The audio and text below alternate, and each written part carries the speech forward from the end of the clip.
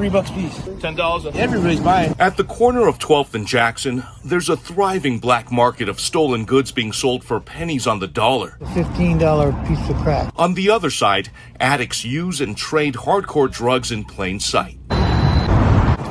And just down the block on King Street, multiple infernos have raged out of control at this massive homeless encampment right underneath a state highway. And look at this man with a needle in his arm, setting up for his next fix, doing it right in front of students as they head home from school. This free-for-all culture of illicit activity happens on the regular in the heart of Seattle's Chinatown International District. I'm not quite sure what's going on, but I see a lot of people who are addicted to a lot of things. Problem is, Summit Sierra High School is caught in the middle of this unwanted action. Listen to what this student has to say. It's scary. Scary? Along with math and science, the students at this charter school are also learning how to avoid fentanyl fumes. Guys doing drugs right there. You guys have to see this every day.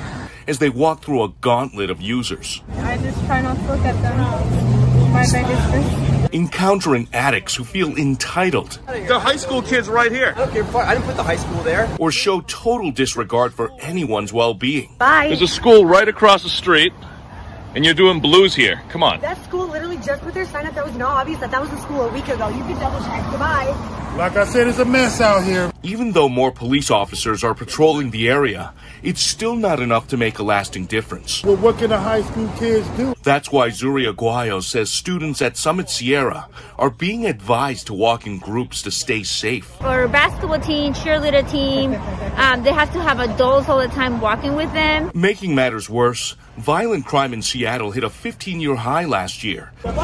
And the International District had the most shootings and shots fired calls in the city. This historic part of our greater downtown region should be a safe. In his State of the City address this week, Mayor Bruce Harrell acknowledged the ongoing problems in the CID, but nothing about helping the school. Very frustrating, especially, like I said, for the kids. I've reached out numerous times to the mayor and council member Tammy Morales about their responsibility in addressing these hotspots, but still no response. And because the encampment is on Washington State Department of Transportation property, I've also tried to get answers from washed-out officials and Governor Jay Inslee. We're trying to do everything we can as fast as we humanly can. But nothing from them either. What would you like to say to the governor or the Washington State Department of Transportation? Do something. It shouldn't be up to us. That's why students and school administrators are now realizing they're on their own.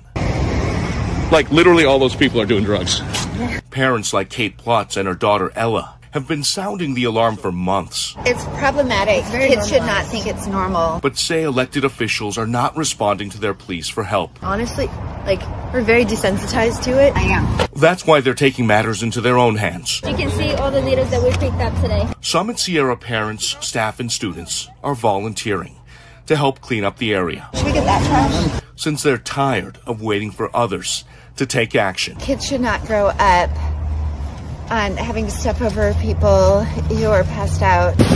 So far on this test, It's $15, huh? Yeah. Plot says the city and state get a failing grade. What are we going to do? Just sit and watch?